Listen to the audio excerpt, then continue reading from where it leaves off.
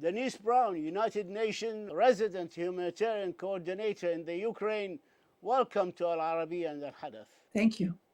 First, to ask you if you are expecting more Russian concentrated attacks on this anniversary, and more importantly, are you and the people of Ukraine taking extra precautions on this occasion? Well, I wouldn't speculate on what may happen in terms of the attacks, but we have, of course, noticed increase in the air raid silence and missile strikes, particularly in the eastern part of the country. We take the precautions that we take every single day here, and we follow to the letter the instructions of the government. So if the siren goes off, we're in the bunker or we stay in the metro, and we limit our movements as much as possible. As of the end of December 2022, 4.9 million Ukrainians have registered for temporary protection in Europe. Another 6.3 million are internally displaced, and nearly 18 million Ukrainians are in need of humanitarian assistance. That's roughly about 40% of the population. As the top United Nations humanitarian official on the ground in the Ukraine, how are you and your team coping with these gigantic humanitarian challenges? It is gigantic. It's the second largest humanitarian response that we've ever done in the history of the UN.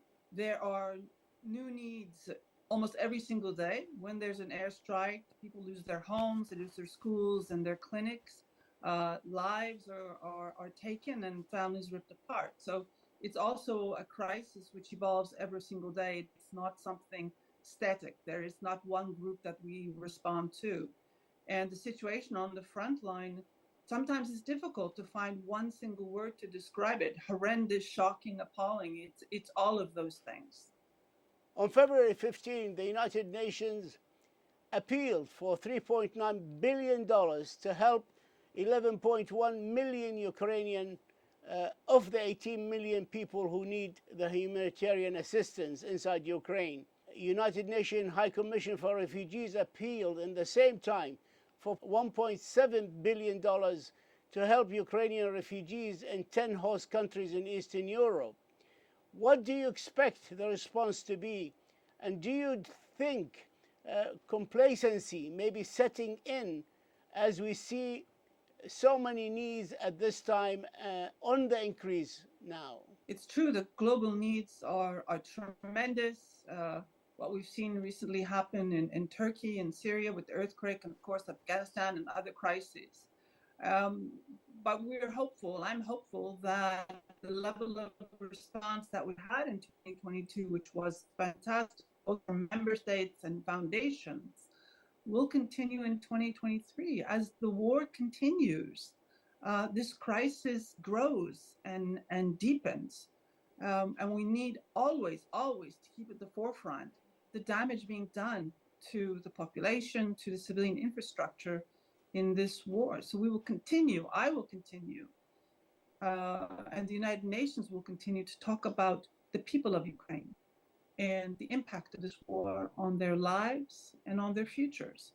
The IMF estimates that the Ukraine could require financial support in excess of $40 billion this year. Do you think that is a realistic estimate, and is it achievable?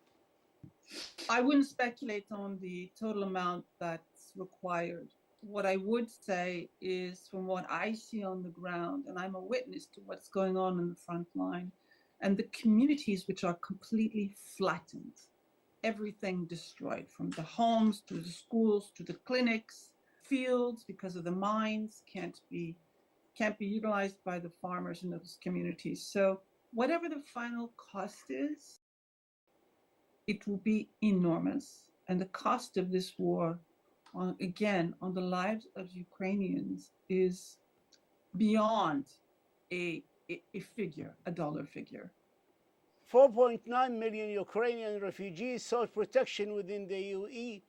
They were well received, and the EU Temporary Protection Directive was recently extended until March 2024.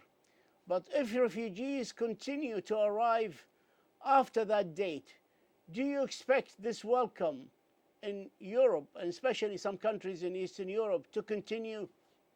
Again, I won't speculate on what European policy will be. All I can say is that the people who've left Ukraine because of the war have been well received in the neighboring countries and supported both by those governments, by civil society, and by the High Commission for Refugees. So I don't think we see a change in that trend.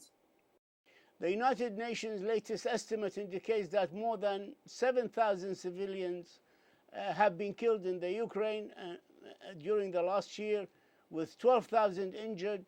This is almost certainly a low estimate by many. You are there on the ground. How do the people of Ukraine cope with these continuing losses with no end in sight? Again, when I'm in these communities, I guess I'm always so struck by the determination and the resilience of the Ukrainian population, who live with, daily, sometimes hourly in these locations, airstrikes, and spending a lot of their time in the bunkers. But they are coping. Well, what they need to continue to cope is our support, the support of the member states, the support of civil society and foundations. And I believe we have come together in 2022. And at least for the United Nations, we'll continue to be here.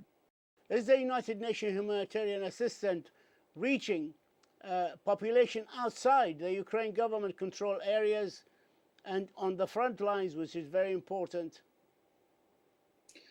On the front lines, yes, we go up to about 3 kilometers from the front line to deliver assistance to communities. To my regret, we've not been able to cross the front line. I require guarantees of security for our team to go across that front line, which is, of course, an active front line.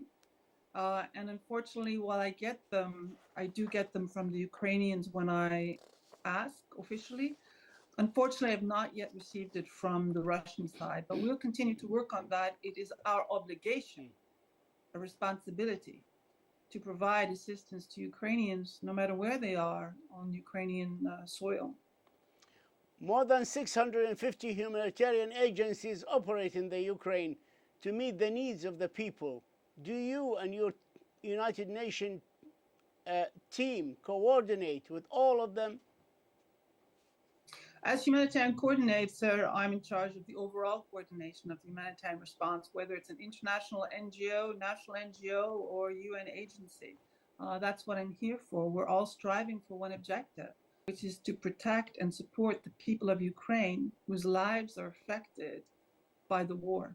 In December, you allocated $20 million from the Ukrainian Humanitarian Fund to 14 NGOs. Partners to the UN, who are funneling that to about 300 volunteer organizations, because you felt the system is too complicated and difficult from the aspect of administration and bureaucratic procedures. Is this working out? Well, you're absolutely right. It was not feasible for those hundreds of volunteer organizations to access those funds.